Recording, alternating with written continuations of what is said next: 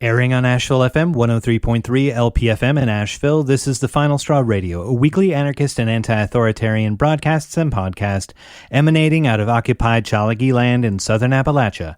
We bring you voices and perspectives from projects and struggles all around the world, and you can find our archives, transcripts, ways to follow us and support us at thefinalstrawradio.noblogs.org. Hello everyone, and welcome to this week's interview on The Final Straw Radio. Today we're speaking with a few members of Signals Rising, a group providing education and support around radio and other communication technologies. Today we'll be discussing their work and digging deeper into some of the technologies they educate folks about, including Meshtastic networks, which are a form of radio communication that allow for inexpensive encrypted messaging without a lot of power use. This makes mesh radio technology ideal for disaster relief, as well as being a vibrant open source community where there's a lot of development and experimenting taking place. Can y'all please introduce yourself, your pronouns, and share a little bit more about Signals Rising? My name is Andrew. My pronouns are he, him. My name is Chia. My pronouns are he, him. And I'm Danny. My pronouns are she, her. Right on.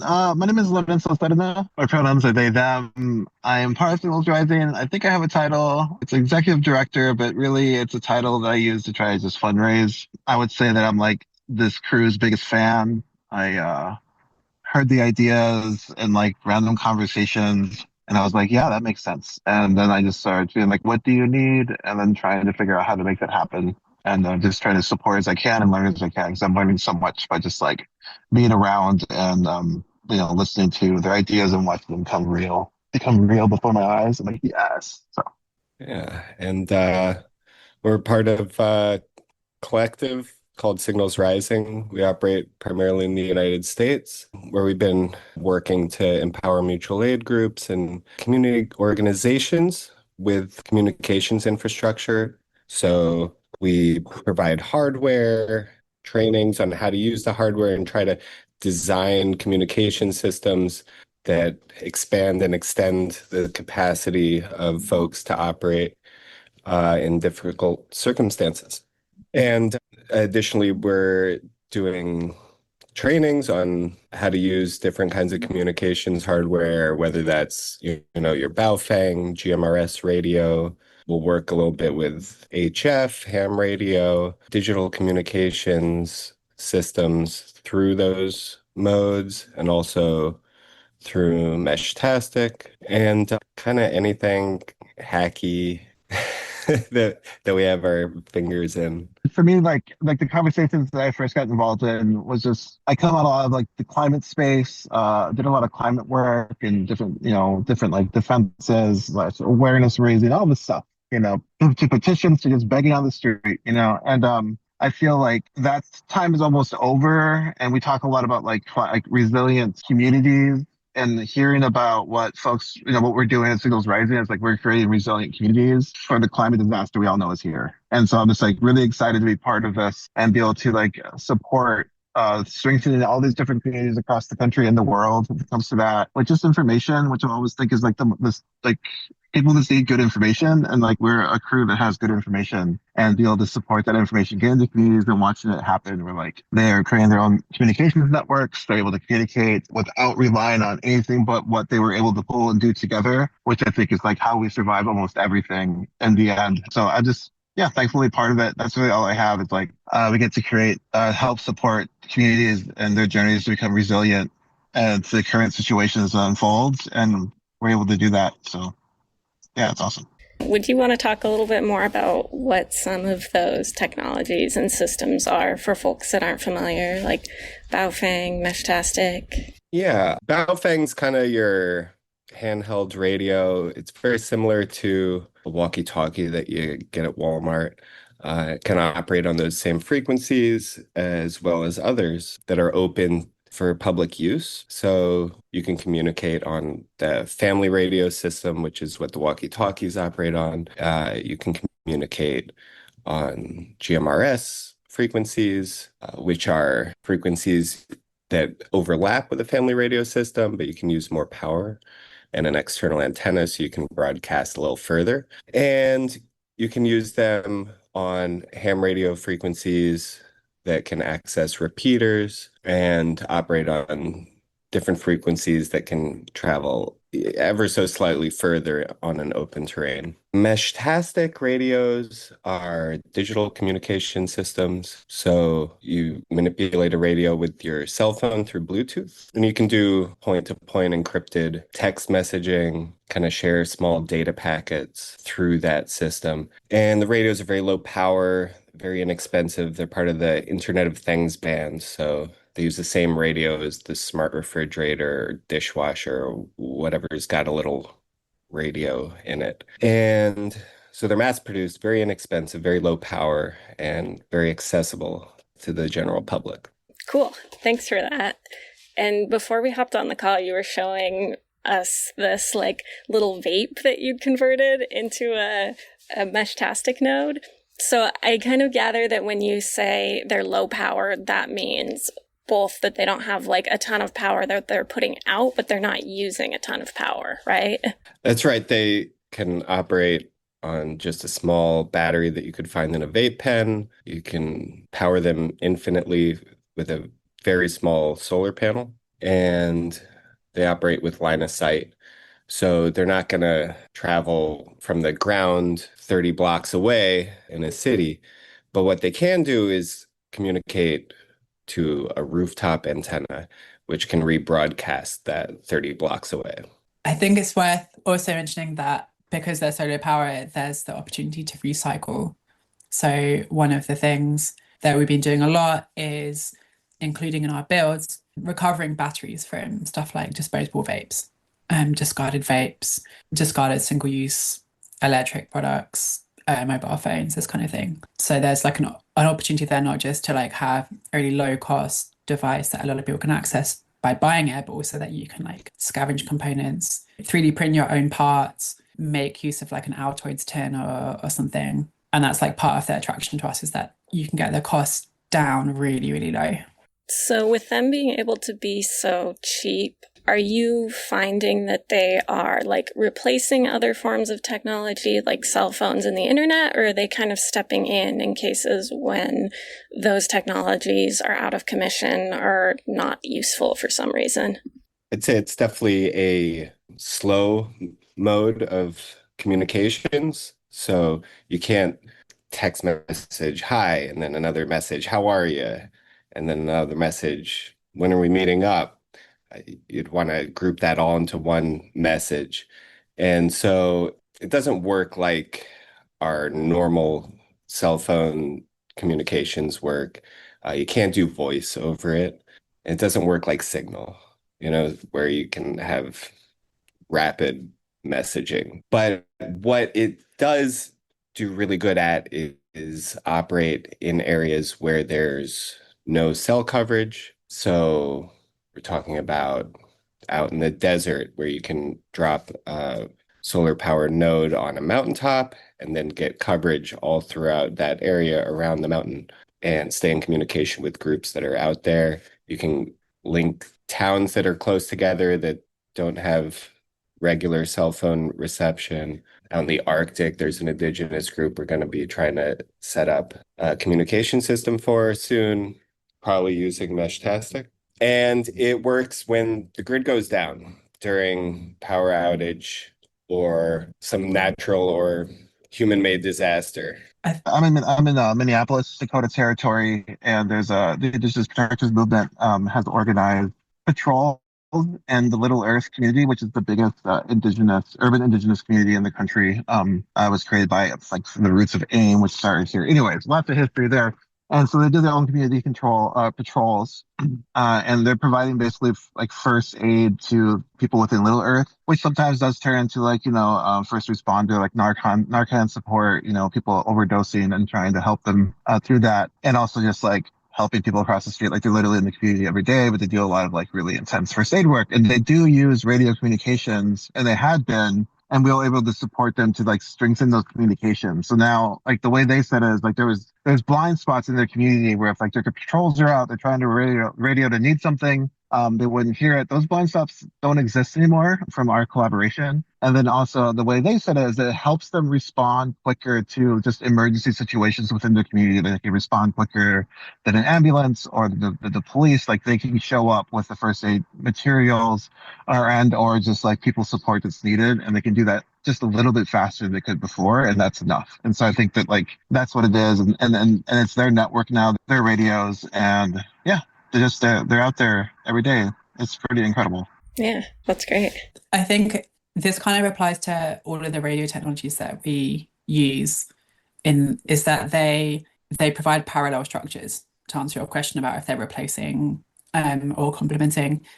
So Meshtastic's a really great example of a technology that can provide a parallel structure to like cell phones, Wi-Fi, the general internet. And in the same way that when we're organizing communities in other ways, like politically or with care or community growing agriculture, we see these radio technologies as a way of like complementing and creating a parallel structure to like traditional tech. And like Meshtastic in particular is like a really accessible way of providing that technology, that structure on the side of existing tech and existing organizations. So not necessarily replacing, but has the potential to replace, has the potential to complement, can be there when traditional or corporate or state provided systems fail, but can also provide an alternative to people that don't want to use those. And people think about all different times that they're not able to get cell reception unexpectedly when they're out on a hike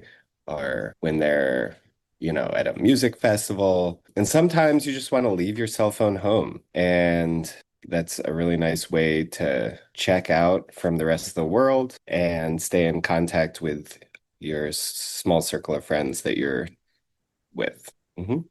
And in those kind of cases, are people like carrying a Meshtastic device and able to use it kind of like a pager or like occasional text messages when the network sends them something? Yeah, there are a lot of devices that you can attach a screen to or that come pre-built with a screen, a small keyboard.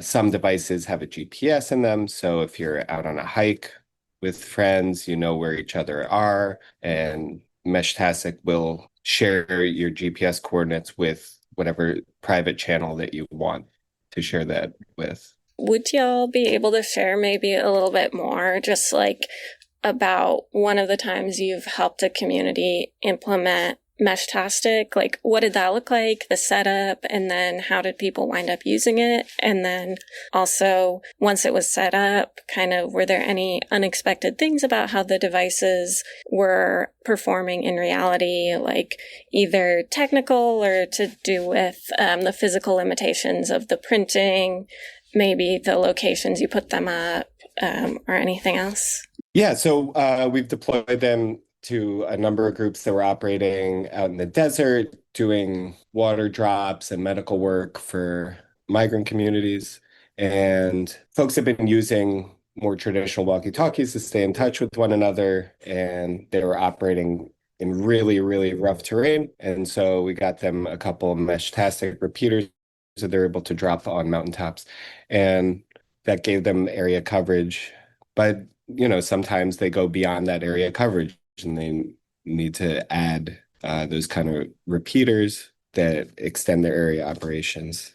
But it is really interesting the way these kind of networks have grown spontaneously. They're open channels that people use. So all these different kind of radio hacky, ham radio nerd folks have been setting up citywide networks. So if you're listening, there's probably some people in your area that are playing with these radios right now and building spontaneously with whatever rooftop access they have, a network that you can probably plug into. When we were setting up a network here in New York City, we could talk with folks that were using, tiny small rooftops that we had access to.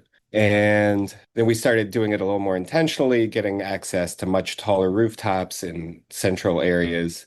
And all of a sudden, when we'd put one of those nodes up, it would connect, dozens of new folks that all had these tiny little networks that we didn't know existed because they weren't talking with one another. So the one node was able to connect, another 30 people. And every time we'd put up another one, there's all sorts of people that, they were just using their radio to talk a block away with their friend. And all of a sudden, now they can talk with the rest of the city. So it's fun, it's exciting, building these networks, and you build a social network at the same time. I'd add, I guess, that part of what we're trying to do is build climate resilient communities, and along with that, basically comes creating these mesh communication systems that are more hardened. The infrastructure is more hardened than like a regular, like maybe 3D printed case that you just carry in your pocket.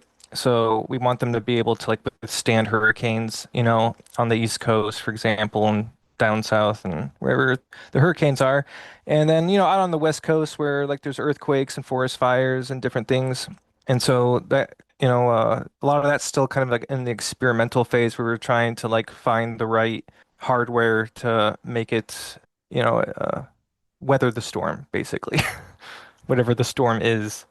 When you are talking about kind of some of this experimental cases and stuff, it brings me to another question. So if someone is interested in getting involved with Meshtastic, but they're not quite that familiar with either radios or open source technology, kind of how would you recommend approaching it? And then also, having been around open source stuff before, I know sometimes the community can be a bit hard to know, like how to stay up to date on changes because people are so rapidly iterating, creating new things. So do you have any recommendations for folks that are maybe a step or two removed from that level of involvement and just want to like make a simple mesh device, play with it, and then kind of know where to go to stay up to date if there are like big changes?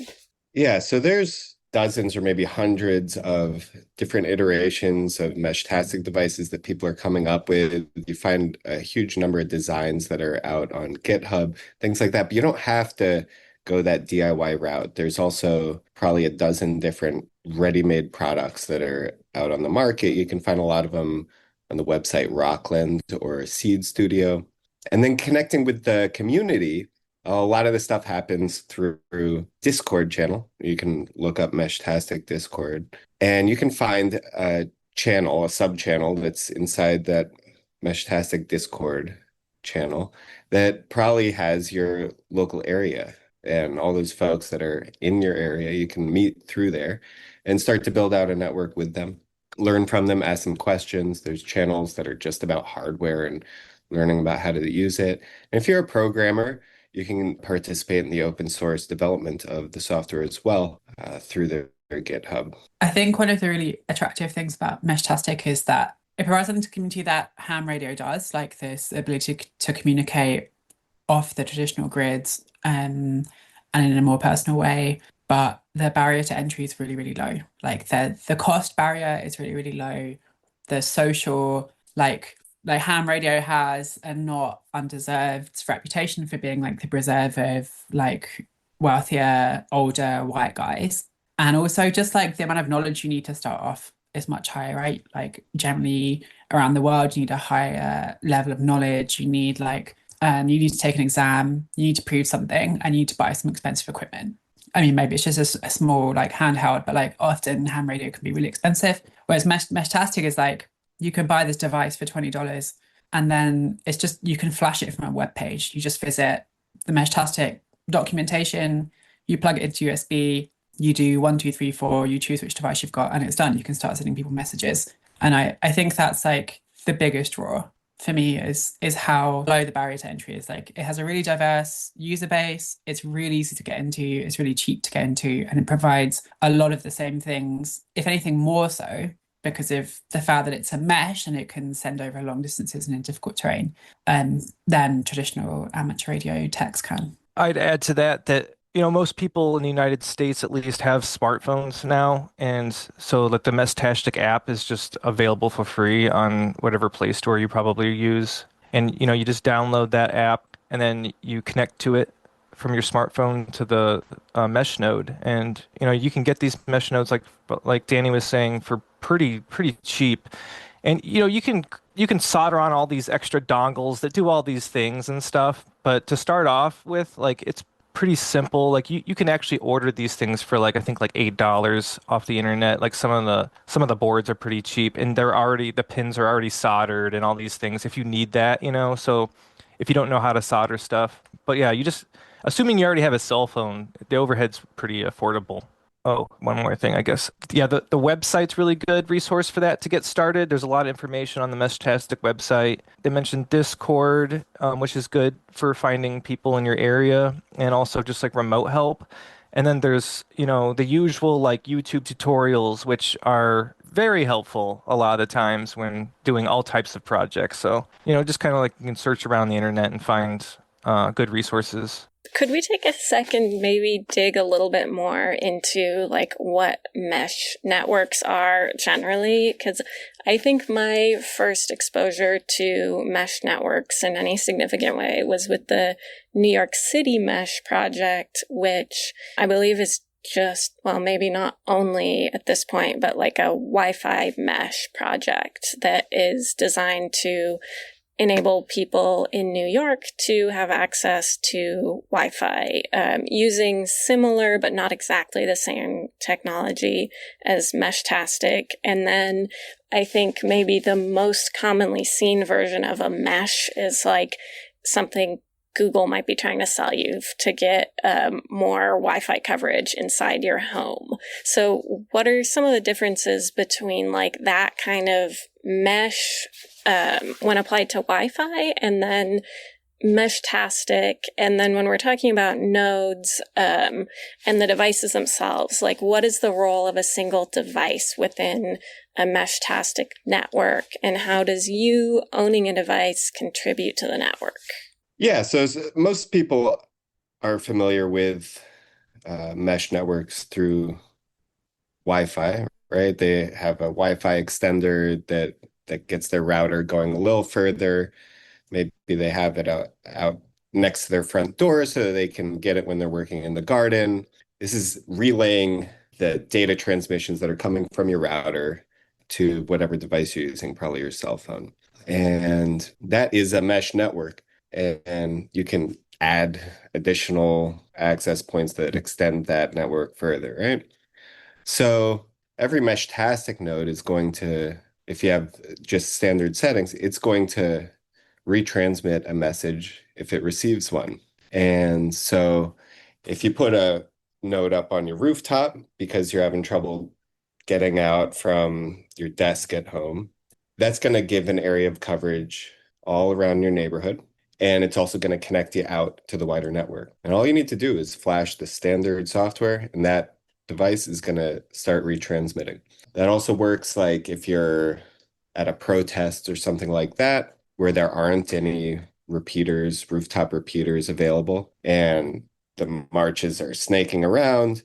If a bunch of people have Meshtastic nodes, and they're configured to the same channel, each one of the radios that are in their pocket are able to retransmit the signal that you're trying to send out. And one thing that folks may not understand is that a device doesn't need to be able to decrypt a message to retransmit it. So you can send a private message to your friend or affinity group, and other radios are able to retransmit that message without being able to read it. One thing I would add is, I don't know if you mentioned this already, but I think the most obvious difference between like the mesh and the Wi-Fi is the radio frequencies that they work on. One's in like 900 megahertz and the other Wi-Fi is up in like the gigahertz, like 2.5 to 5 gigahertz, something like that. And that'd be the most obvious difference, I guess, there. Right, and those frequencies they have different properties, right? They're able to transmit at different power levels, and these kind of Wi-Fi signals, they can pass through walls, right? But the Meshtastic radios are not going to pass through walls so well, but they can travel a really, really long distance if they have that line of sight. I think it's worth also mentioning that this stuff is automatic. Like that's one of the really cool things about Meshtastic is that like you could form a mesh with a traditional, like with a walkie-talkie with your friends. You could have one person standing on a hill. You could have one friend in one valley and another friend in the other valley, and you can hear both of them. They can't hear each other. You could relay messages to them. I mean, even without a walkie-talkie, right? You could just be passing messages between them. Meshtastic is like, it's completely automatic. It has an algorithm that, depending on a few settings, which it comes with some default settings, when it hears a message, it sends it out again. So a node, as in like a radio, when a Meshtastic radio can go down, can be disconnected, can run out of power, can be blocked, can be destroyed, and other nodes will automatically route around that if possible. So that's like one of the really attractive features, that you don't have to configure any of this stuff. It just comes out of the box. So 3-4 of you could go hiking, each have a Meshtastic node in your pocket. And if you end up spreading out over a long distance without you having to change anything, automatically one node will forward messages onto others and sort of self-form a network, rather than with the example of a home Wi-Fi mesh. Often you have to, set it up, make a config, understand how it's working. With Meshtastic. It does it itself. That really lowers the barrier to getting started. Yeah, and you could compare that with a great project that's NYC Mesh, that's sharing internet that they lease direct from the backbone to thousands of people around New York City. But that's done through very intentional routing that's programmed, right? So if someone's joining the network, they have to connect specifically to a hub or somewhere close by that's going to specifically relay that transmission to a different hub that eventually gets back to the backbone of the internet, so you can access the internet. Whereas we're talking about more of an intranet that's trying to communicate within our own network, right? So if I'm understanding correctly, we can think of Meshtastic as being kind of a group of friends that are shouting things to each other across the hills. Like, in terms of, that's about how much data you're going to be able to pass around. You're not going to be screaming to your friends all of the information to make up a whole picture or something. You're just going to be saying, I'm walking to the left. And that next friend will say, so-and-so is walking to the left, but they're not going to relay like a whole picture of a possum. So is there a way, as someone who's using a Meshtastic node, to get like information from the big internet or put information onto the general internet? So like, if I was maybe in a disaster scenario and I just wanted to get some local communities information out to the wider world, but I might not have enough mesh nodes to go all the way from my town to where my grandparents live. Is there an easy way to do that? Well, folks have been extending networks because it works through line of sight. It could go really far. Folks have been experimenting with ways to extend that through drones. They use balloons. They set the world record for the longest transmission with a balloon that went like 150 kilometers, something like that. So you can extend it out in an emergency if you need to. And what you're hoping to do is get it to somewhere that has our standard communication system or a ham radio, right? So integrating a few different types of communication systems into a network to prepare for a disaster, I think, is really important. It's not to say that this is going to supplant HF radio, right? That was so critical in something like Hurricane Maria, where the islands lost all power. And the only way to get messages out was through ham radio, right? From Puerto Rico. But within Puerto Rico, you could have a Meshtastic network, and folks have been working on that kind of stuff down there, right? So that everyone can communicate with the one guy that's got a ham radio that can communicate with the outside world. And then the ham radio people can relay those messages further out. There are projects to do that.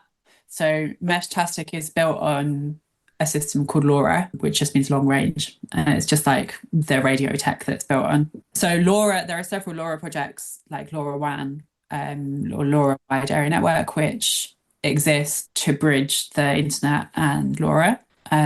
If you search for LoRaWAN, LoRaWAN, then you'll see that there's actually already lots of networks available. Like there's commercial LoRaWAN networks. You can like pay, I don't know, $1 a month or something, and you can put 100 sensors from, say, around your farm or around some forest land, and they'll connect to the nearest LoRaWAN gateway and they can send messages over the internet. Meshtastic is like a layer on top of LoRaWAN, or on top of LoRa, which attempts to do this sort of self-forming networks. But there are projects particularly based on MQTT, which is essentially a message format system that's like a building block for setting up these networks, which connect cheap, low-cost Meshtastic devices to the general. It's not as mature. Like, people are experimenting, people are making their own little projects. There's not quite as big of a sustained project to connect these things together, but like, it's definitely a possibility.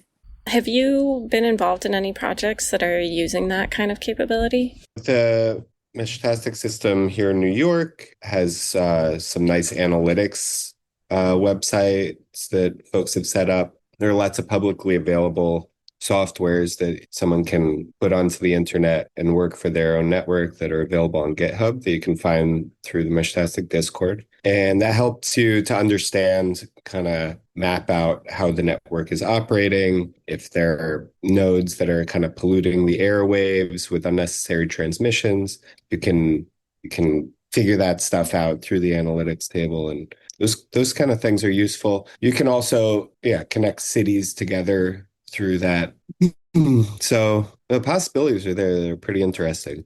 And then for folks that are listening to this on the radio, if you go to the Final Straws website, we will include links to as many of these things as possible.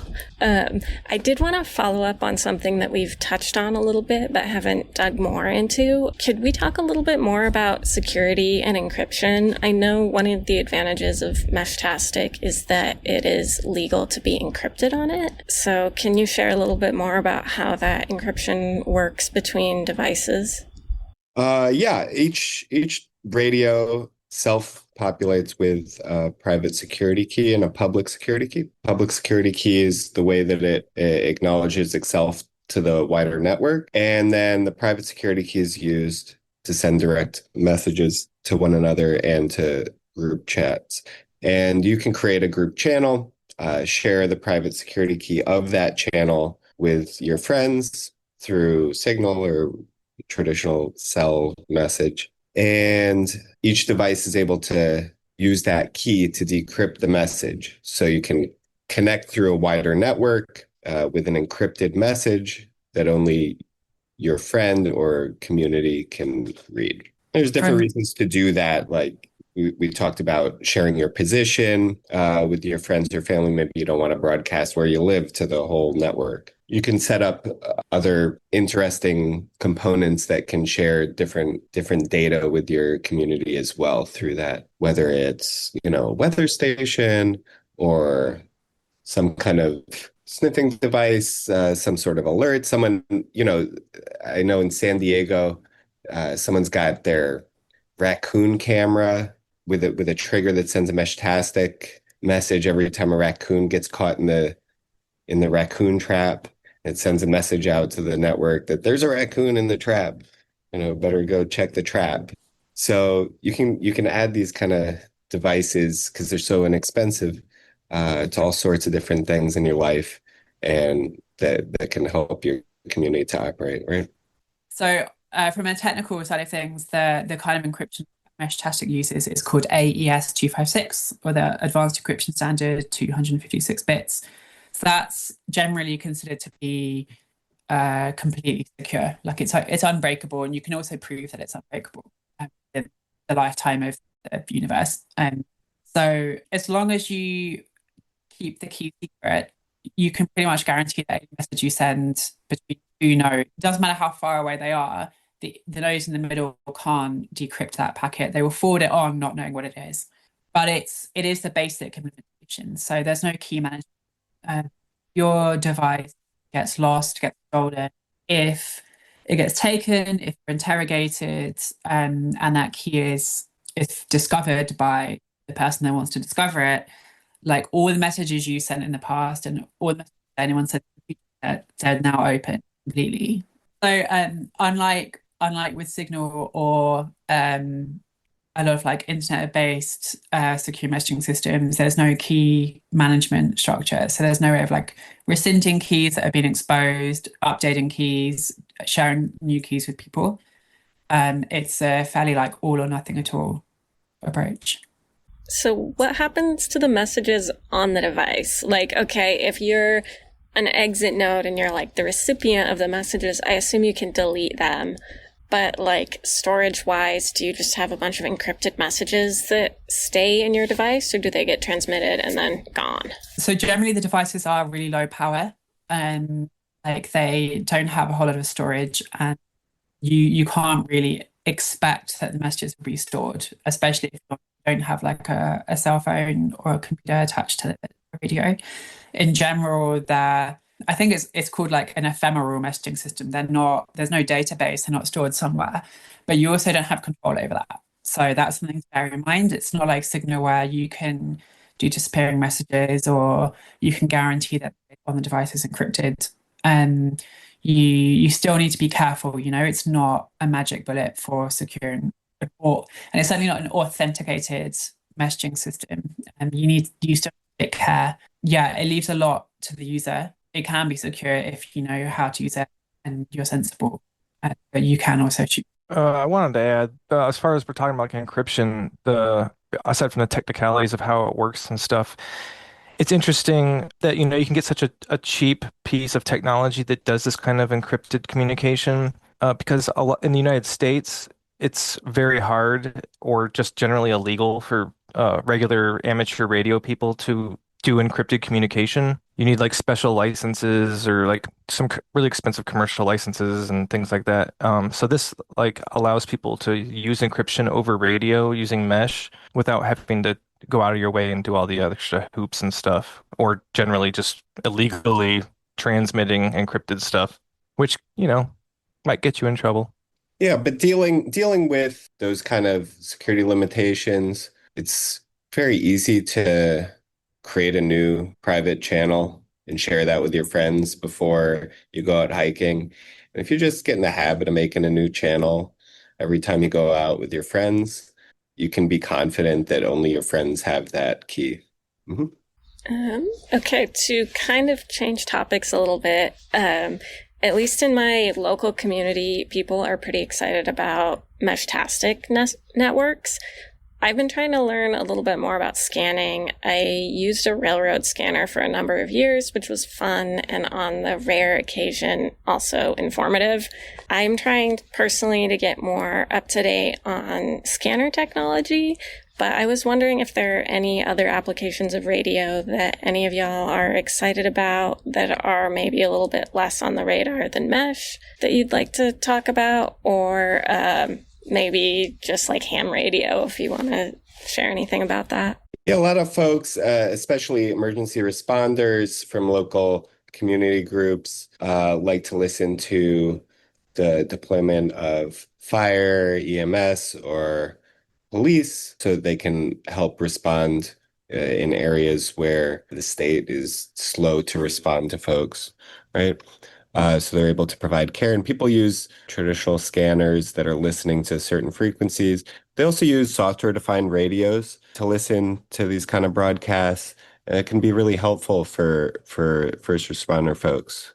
Just to expand on that a little bit, I think software-defined radio is like the most exciting thing happening at the moment to amateur radio, and actually just like in tech in general. It's like one of the coolest things that's been going on, and it kind of like the whole thing kicked off with like these cheap digital TV sticks that you could buy, and someone discovered that you could repurpose them to listen to basically anything within a certain range, and not just digital TV. Analog radio to ham radio to Meshtastic to satellites. You could like receive weather broadcasts from satellites, this kind of stuff. And that's now like evolved into this massive field. And if you search for anything online on social media about software-defined radios, you get people who are like listening to eyes communicating with each other on number stations. You can hear airport traffic, like the digital aviation and maritime transponders. Yeah, it's like weather balloons. It's quite it's like an endless list, and like the stuff that people are discovering is so cool. And what used to just be like a police radio scanner that you might get, or an aviation, like an airport radio scanner. Like people are doing the same thing, but for like everything, and are discovering so much cool stuff going on. Are finding new uses for it basically are like collating data, are collaborating, are exchanging. And you're getting, like, I saw the other day, like a group that had used SDRs and radios to create like a really low cost medical imaging system, like $20,000. And they'd managed to replace like a $500,000 radio imaging system for cancer. And this is just like, with off the shelf tech. So yeah, it's really cool. It's really exciting. And it's also really accessible because you can buy this $20 stick and reprogram it with like 3 clicks and access like, yeah, an incredible, interesting field. Do you know if they have instructions or like kind of a narrative about how they did that imaging online? I would be interested to look at it. Yeah, there's they published a paper. They use something called beamforming. They created a phased array, which is essentially using lots of radios together and lots of antennas together and putting slight delays between them, so that you can essentially steer which way you look with the antenna without actually having to move it. Which, like, when I studied electrical engineering at university, and when I was studying 20 years ago, like, that was the kind of thing the military were using for radar. That was not the kind of thing you did like on your desk for $100. You know, it was like the reserve of people going into really high-end stuff. And now someone in high school can buy 5 SDR dongles, plug them into their machine, and even an old machine, and be playing with this stuff. And there's also like a really interesting like interchange and overlap between like stuff like Meshtastic and then SDR as well, and where people are building stuff on or emulating or expanding the boundaries of things. Yeah, it's really cool. Yeah. Sorry, I could talk. I love it. Yeah, it's really exciting. Do you have links and stuff that you can share? Sure, definitely. I can. I'll send you a few that you can include. Cool. rtlsdr.com. Cool. I might add that just a lot of the software that you can use with the SDRs are open source. And so they're just like readily available if you can search, if you know what you're searching for, because you know they can do a lot of different stuff, like Danny was saying, but it's very accessible software. Yeah. Yeah. I think that's the challenge, is to know what exactly to be searching for. I have tried, when I was first getting set up to like play around with SDRs, was having like weird, but also super basic problems where it was like, oh, I just had the wrong connector. But yeah, the resources are out there. And Danny has shared the link. Yeah. If you're having trouble with this stuff, I would just say stick with it. I mean, I think all of us encounter issues when we're trying to learn new stuff. And I know I do. And, sometimes it feels like I just need to give up and like give my brain a second, to like regroup. And I come back to it and it's just like, oh yeah, the USB was just a charging cable. It wasn't a data cable, just small things like that get in your way and you don't realize it. But eventually you'll get through it and you'll be really excited for everything that comes out the other side. Yeah, I feel like sometimes the like most helpful thing you can do for yourself is just take like a day or a half hour to go for a walk and let your brain not actively work on the problem, like passively work on the problem, so you can come back and be like, I got it. Yeah, I can. It just occurred to me that we didn't mention that there are 2 projects that have made this stuff really accessible, which is worth mentioning. One's called Flipper Zero and one's called PortaPack, which is basically the same thing, but more advanced. You may have come across Flipper Zero before. So yeah, whereas before maybe you needed to know like what kind of antenna connector and charging cable and power supply and everything you needed. Like now you can buy one box that has the Flipper Zero, which is an SDR essentially, but it has a screen, it has the buttons and everything, all in one box. And you buy that, you get going, you can do like cutting edge stuff on it. You can download new software into it really easily. And that's really exciting to me. Like the thing of like the annoying learning curve of like spending 3 hours trying to figure out why Linux won't install this one package you need. And it kind of gets around that and gets you straight into playing, developing, and just like developing a passion. Because I think all of us like didn't get into this because we're like going really deep into the tech. Like none of us are Meshtastic developers, and we all picked up the tech because it solves problems. And like when you get passionate about solving a problem with a tool or some tech, you pick it up really quickly, right? And I think that's what's really kind of compelling and inspiring about SDR. Are there any other like forms of radio that you think are worth talking about? I think we mentioned a little bit of ham. I believe y'all mentioned another kind, but I don't recall it. Mentioned that the traditional ham radio community is maybe not quite as welcoming, but do you find that that's like something that's worth having in the community? It's a significantly larger investment of resources in terms of like learning the equipment you need. But are you finding that folks that invest time and energy into it think it's worth it? Or is it kind of like more something to get into if you know you're like really into radio? I'd say that every major milestone in technological development in the radio world has happened because of ham radio nerds playing with this stuff and experimenting with this stuff. The folks that are building Meshtastic systems, like a huge portion of them are ham radio nerds, right? And I wouldn't say that ham radio as a community is not welcoming, but it is in the realm of an exclusive group of folks because of the cost of the barrier of entry cost and the ability to learn this kind of stuff. And, you know, folks are able to learn about ham radio by buying expensive radios and putting them together and learning by doing in the past.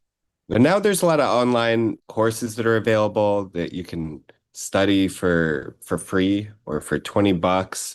And I have great video tutorials to kind of teach you about this stuff. So if you are interested in it, you should reach out to us, Signals Rising. We can help you down that path. You know, studying to get your technician license for ham radio is not too hard at all. You can get on the air for a $30 Baofeng as well. You know, you could cram for your technician's license in a weekend, you know. And these are important tools and systems and networks that these kind of radio nerds have put together that are used for emergencies and that empower us to do more interesting things. The folks that aren't licensed are able to kind of come in through the coattails, right? So yeah, I would say thank you to that community, although it is the realm of retired white men. I would say also that it depends how much you want to get into the radio stuff. You know, most people like they probably use like a walkie-talkie or something once, maybe, you know, or held one. And it's like a lot of people who use them don't actually know how to program them or like how they actually work. They're just the end user of them. But if you're really interested in like understanding how to improve the communication, you know, in your community with like Meshtastic, then like antennas and like all that kind of like radio theories, very, very helpful that you get when you get like a technician's license, which is the entry level in the United States. And that can really go a long way, just like helping understand like why do I have to use a specific antenna, you know, like why should I you know, and like the different types, because they do different things. And I think a lot of people don't really realize how important some of these aspects of radio are. And then there's also like a bunch of other like radio technology that I mean, the spectrum's huge, you know, like it goes all the way from like the light spectrum, you know, all the way to the other end. And it's, you know, it involves like, you know, radio astronomy down to like NFC, you know, cards to like entry, like get into your apartment complex or your work, you know, and like all these things work off of radio. And so it just kind of depends like what you want to do with it. It's not all just, you know, talking to someone, you know, down the street and or you know, like seeing what aircraft are flying over your head. There's just so much that it entails that I probably can't even go into it all right now, but just really encourage people to kind of, you know, figure out what they fancy, I guess, and kind of go after it. Yeah, like right now there's a mysterious cat that's been coming around my house and she is really hard to catch. And so I'm trying to figure out if it would be easier to like try and just make a pet scanner and like put it by a box with her food instead of like going to the trouble to wrangle her, which I don't think it would be easier, but it might be a lot more fun. But, Yeah. My house actually uses those I think the RFID on the animals so they don't get into each other's food because one of the cats eats the other one's food, so it's kind of on lockdown. And if the cat gets close to it, the food bowl opens just for them. So an example of radio, really. They haven't figured out that if they get like their friend to escort them there, they might get an extra snack. Yeah, I think they're onto it, but we do try to keep an eye on them, make sure that doesn't happen, but it's harder. It might be worth saying that Flipper Zero does have a pet chip scanner app available for it, so you could try that. But I think you have to get pretty close, like less than an inch to where the actual chip is. Well, if this episode takes a while to come out, I can include my updates in the show notes. I think we're kind of getting close to the end, but before we wrap up, I did want to ask a little bit more about some of the hardware stuff y'all have been doing.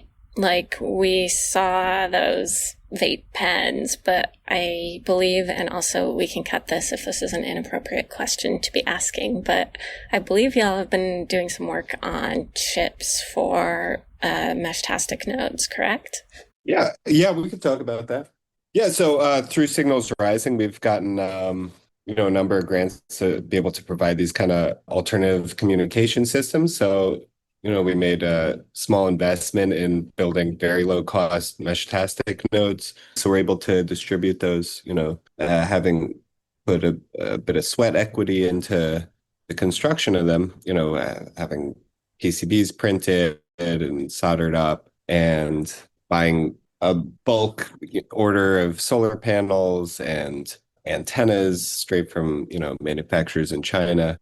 We've been able to kind of make these devices really, really low cost, and we're trying to make them as accessible as possible to mutual aid groups and community organizations that really need them. So please reach out to us at signalsrising.org if you feel like you're one of these groups that could use a hand getting this kind of stuff set up. Yeah, Danny held one of them up to the screen, and it's like the size of a little bit bigger than a penny. So when you say PCBs, it looked like it was like a printed circuit board, but there still is maybe an element of manual assembly, like soldering. Am I wrong?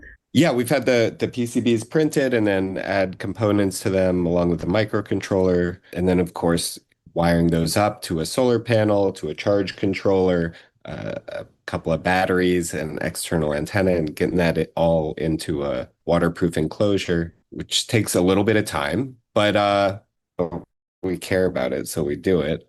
And so you don't have to. Can if you want. But if all those few things, putting them together, sounded way over your head, reach out to us and we'll hook you up. Great. I think that's one of the core things of our mission is that you can make these things pretty cheap and you can buy them pretty cheap as an individual, but so in our last production run, we ordered 100, which actually isn't a lot for a PC production run, but that really dropped the cost. I think we're producing the main electronics part without the battery and the enclosure for under $10 now. And that's something that's the power that we have as an organization that gets grant money and has volunteers, is that we can drop the cost really, really low so that we can afford to give these away to people that wouldn't have access to them at all. That for someone, if $20 is a lot of money for the board and then all the extra stuff you do on top, we can give, and we do give away devices. If you're willing to solder them, we can help you learn how to put them together. Andrew's created some incredible documentation to step you through from nothing, taking one of these boards to having it complete. So yeah, I think that's one of the exciting things and the privilege that we have really is getting grants to take those already low barriers to entry and make them even lower by producing stuff in bulk, and getting them out to people that really need it, or really need it. Also, just for him, it could really help, and it's interesting, and it's a way of getting into amateur radio and off-grid communications. Yeah, as far as cutting the cost of the hardware, the tariffs have pretty much increased our mutual aid efforts by about twofold in cost. So if anyone's got any levers to stop that from happening, it would help us out with our mutual aid efforts. Well, is there anything we haven't got a chance to cover with regard to what y'all are doing there at Signals Rising? Do you want to share anything about any of the trainings that y'all do? Yeah, so we try to offer community groups that reach out to us, along with individuals, if they have real specific requests with knowledge and trainings. We have made a few PowerPoints to kind of streamline that. But we can do an online training with your organization about how to use handheld radios, how to build Meshtastic nodes, how to create a Meshtastic network, how to set up HF communications, doing digital HF communications, and what else? I bet we could come up with some more if you reach out and ask. HF, digital communications, high frequency. Yes. Yeah. So bouncing radio waves off the atmosphere so you can talk all over the world beyond line of sight. I'd say in general, there's been an exponential increase in interest in mutual aid work in communities across the country in the last few months. And we're seeing a lot of requests for hardware and training support. And it's a lot to handle for such a small group like ours. And we're trying to keep up with it. And I think it's working out, and we're growing slowly, and we're able to help people. And if we're not, we're pointing them in the right direction for other resources. Well, y'all, any last things to include? Links, ways of getting in touch, or any social media you'd like to mention? I would just mention, we're a 501c3 in the United States, and if you know anybody that would like to donate to support our organization, train people in radio technology, and also providing communities hardware, now is the time. I would really encourage everyone to support us, support whatever groups in your community. Just go out there and support people that are doing work that's important, that can save lives and help a lot in the future, keep everybody safe. Yeah, if you work with neighborhood organization, mutual aid group, or if you just know about them and you think they might need some kind of support from us, please, help us to get put in touch so that we can build this resilient infrastructure that we need to put in place now. I think the thing that I find really the most interesting about this, and why I think your listeners should find it interesting, is because, for me personally, like, some of the most interesting organizations and movements are born out of the places that oppressive power structures haven't taken root yet, or where there are gaps or where there are cracks, and that people build parallel structures, build alternate structures, build different ways of supporting each other. And I think that amateur radio, and especially with like mesh networking, there's like a real crossover between cool tech and that kind of way of organizing, of not necessarily confronting oppression directly head on, but finding ways around it, finding ways to subvert it, finding ways to build things next to it. And like that intersection between tech and that way of organizing is really cool. It's really exciting. It's really fun. It's not just like a cool toy to play with, but it's like a cool toy to play with that actually supports a kind of resistance that's really important right now.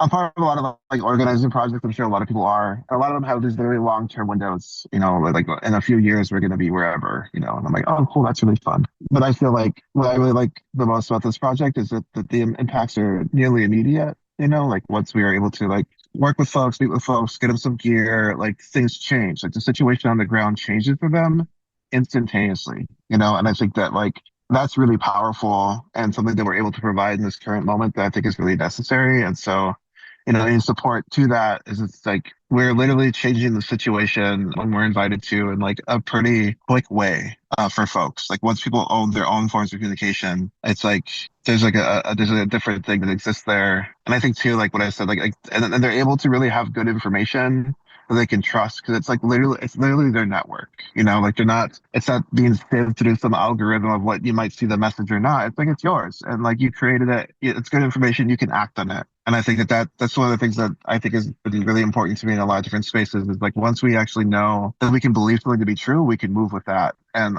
in this current sort of communications environment, that's really hard to know. And so we're like, well, make the system yourself, and then you're going to be able to trust it. And I feel like we've been able to do that. So good luck, everyone up there. Yeah. Thank you for that. And thanks everyone for coming onto the call. Yeah, and you can get in touch with us through signalsrising.org or signalsrising@protonmail.com. And we will Thanks for having us. Yeah. Thanks for coming. We'll have links in the show notes, and then if someone is using the zine version, there will be links at the front of the text. So, thanks, y'all. Thank you so much. Yeah. Good evening, everyone. Yeah, Bye, y'all. Thank you so much. Bye. If you want to support The Final Straw Radio, you can subscribe to our podcast via various streaming platforms, follow, rate, and share our materials online, and learn more at tfsr.media.